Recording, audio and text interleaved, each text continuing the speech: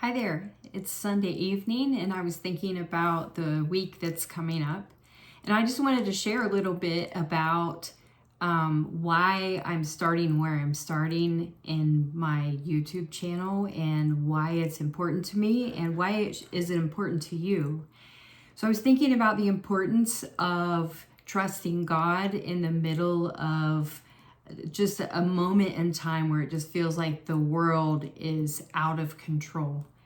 And part of my motivation for sharing the content that I'm sharing is sort of wrapped around both faith and your and personal life and professional life, and just what does it look like to walk out faith in 2026 and trust God in the middle of everything. And so one of the things I was thinking about the other day is I was thinking about what are people doing to provide a compass or some sort of compass that they are orienting their life around right now. Like there's so much shifting going on under our feet. And so, a lot of times if you find yourself in the middle of something where you can't always know what is happening or what's going to happen next, right? If you were in the middle of a forest or some wilderness, hopefully you would have some sort of a compass that would orient you and help you to find your way back to civilization. And so I was thinking right now, what are people using as their compass? And how are they orienting their life in such a way that they are not losing sight of the things that are really important? So I would ask you that, what is your compass right now? And I was thinking that maybe you might be thinking, Gail, why are you talking about the Bible when everything feels so unchained and out of control much of the time? Like, why are you talking about the Bible? Why are you talking about what is the right Bible? And part of the reason I'm talking about that is because the Bible really is our guidebook. It really does serve as a way to orient us and lead us forward. And so in doing that, one of the things I wanted to share with you today is a devotion I read a few weeks ago, and I've sort of been sitting on it. I did Facebook Lives for about 8 months, most every morning, Monday through Friday. And this book that I'm doing, this particular YouTube video tonight around, is the book written by John Eldredge, and this is his set of devotional readings that are based on all the books that he's written. But this one's called The Ransomed Heart. And so anyway, it's a really great thing if you're looking for a solid devotional. This one is a solid one. But it's really a combination, what I'm going to share with you today, around tuning the instrument and the theme of a whole box of chocolates. And I'll bring those things together here in a moment if you hang with me. But I want you to sort of lean into this because I think there are some really good nuggets in the middle of it that will help you to answer the question, how do I trust God in the middle of when the world is feeling so out of control? So he uses an excerpt. Says, so I tell you this and insist on it in the Lord, that you must no longer live as the Gentiles do, in the futility of their thinking. They are darkened in their understanding and separated from the life of God because of the ignorance that's in them due to the hardening of their hearts. Having lost all sensitivity, they've given themselves over to sensuality so as to indulge in every kind of impurity with a continual lust for more. So that excerpt is out of the book of Ephesians, and it's chapter 4, verses 17 to 19. He goes on to say in this entry, the loss of sensitivity that Paul's referring to here is the dullness that most people accept as normal. It actually leads us into sin, to sensuality, and lust. The deadened soul requires a greater and greater level of stimulation to arouse it. This, of course, the downward spiral is the downward spiral of any addiction. He goes on to say, he says, and so Gerald May says, the more we become accustomed to seeking spiritual satisfaction through things other than God, the more abnormal and stressful it becomes to look for God directly. Our instrument is out of tune from years of misuse. Now, as a musician, I like that line because the truth is, like, I have a guitar sitting over here in the corner, and I haven't played my guitar in a few months. I will have to tune it when I pull it out of my case. I just ordered a new guitar stand, and I will have to pull it out of my case, and I will have to tune it if I want, the next time I play it, if I want it to sound nice, if I want it to make music in the way that it's supposed to. So I'm going to go on in this entry, and he says, everything in you may be sane, but you don't understand. I want to eat that whole box of chocolates or sleep with my boyfriend or let my anger really fly. That's what really seems like life to me right now. God says, I know you do, but it'll kill you in the end. What you think is life is not. That's not the comfort or the love or the significance you're seeking. You'll wind up destroying yourself. The commands of God become our tutor in the healing of our desire.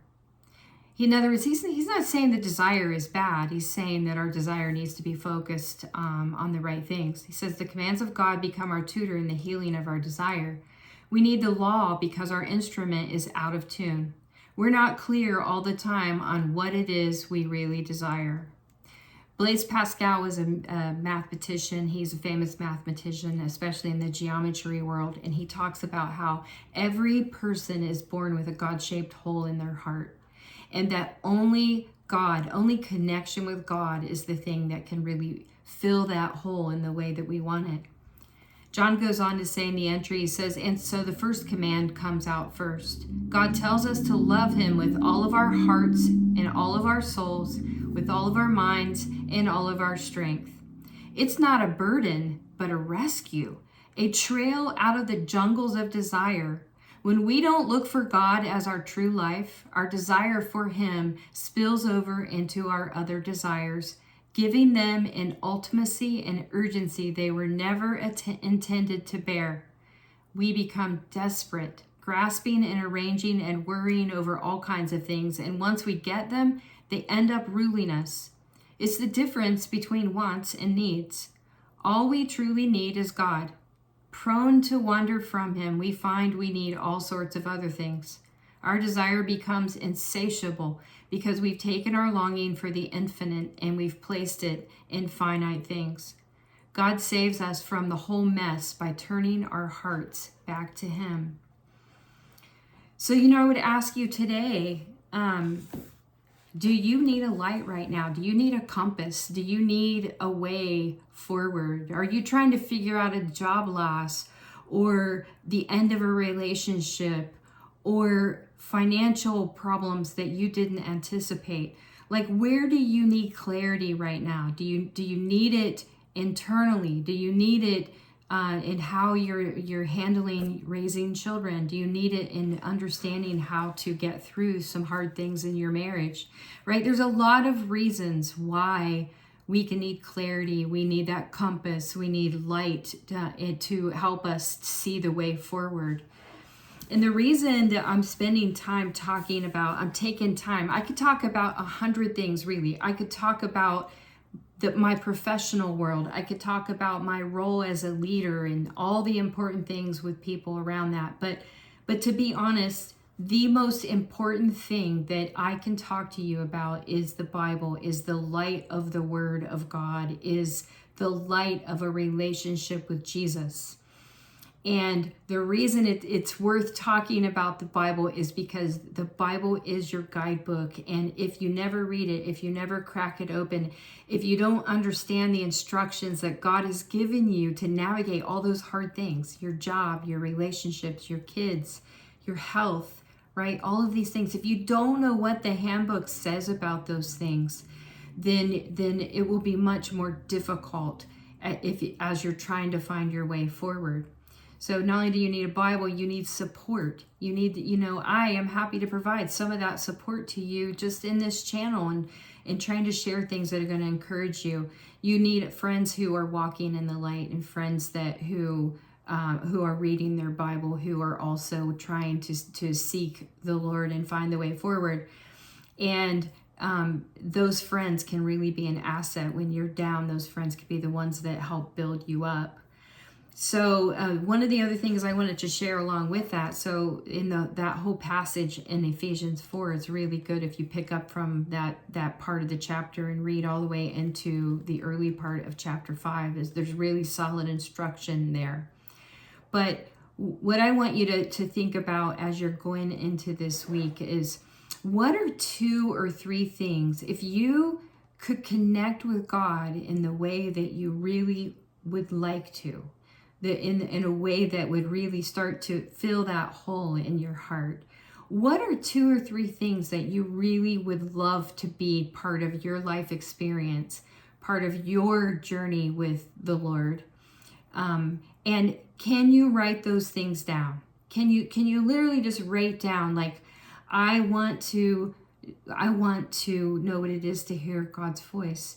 I want to know what it is to know my way around the Bible. Like, I don't even know where to start in the Bible, and I would just like to be able to open the Bible and know what it is I'm looking for, right? That could be one of the things. It could be, I want to find a verse that when I see it, I know it's God speaking to my present experience so that I can get through tomorrow or the rest of the week, right?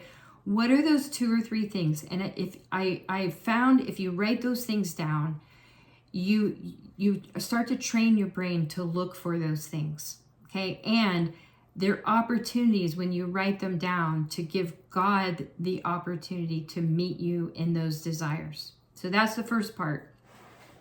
The second part I want you to think about, and I think this is a really, really critical exercise. So you will see here, I have this gratitude journal. Okay, it's a little beat up. This is probably about my 6th or 7th journal like this. I like this journal a lot because I like the paper. It just provides a really smooth writing surface.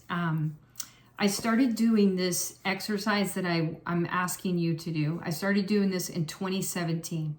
Now, there have been some ebbs and flows in the last year or so where I've done it less, and I've also re-engaged back in it. But you can imagine 9 years of doing this exercise, there would be a lot of stuff to list.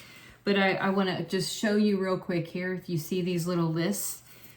These are days that I took the time to sit and I wrote down what I was thankful for that day. And why is this important? Well, if you're trying to be able to see the future or your way forward in a positive light, I have found if you will write down a handful of things every day that you're thankful for, it causes your brain to rehearse what has happened in the last 24 hours that have been good things. And what it does is it begins to train the pathways in your brain where maybe you're in a negative loop or you're just in a negative space and you can't find anything that feels good or anything that you're thankful for. That simple exercise of sitting and writing down those things can do wonders for you over time. Because what it does is it begins to shift your attention to recall and focus on the good things in your life. The other thing it does, and this is probably the thing that is the most powerful, is it allows you to begin to see how God is already working in your life. I don't care who you are, what your background is, where you've come from. I promise you, God is already working in some way in your life because he loves you, and he loves you so much that he came in the flesh to be the perfect sacrifice for your sin and my sin and the world's sin. He's already working. But as you train your brain to start looking for those things that you're thankful for, thankfulness breeds more things to be thankful for. And they're like seeds. And as soon as you see a set today and then you go through the exercise tomorrow morning, you do the same thing, you'll see another handful of things that you can be thankful for. So I'll tell you, I'll share one that I just randomly, my eyes went to one place. So this is from June 9th of 2024. Today I'm thankful for sharing life with Stephen, how much we've grown together, how much we share common interests now, and how you've heard our prayers. So I wrote down those 4 things for that particular morning. So it doesn't matter. There's no magic in the number of items. Sometimes I'll go on and I'll write down far more than 4. But so anyway, those two things, I just want you to like take time to stop and write down your intentions, what you would really like to have in a relationship with Jesus Christ. What would you like out of that? What would you like God to meet you in? What do you want more of? You want more of the word, more of recognizing the voice of God when he's speaking to you. You would like God to bring Christian friends or believing friends around you, right?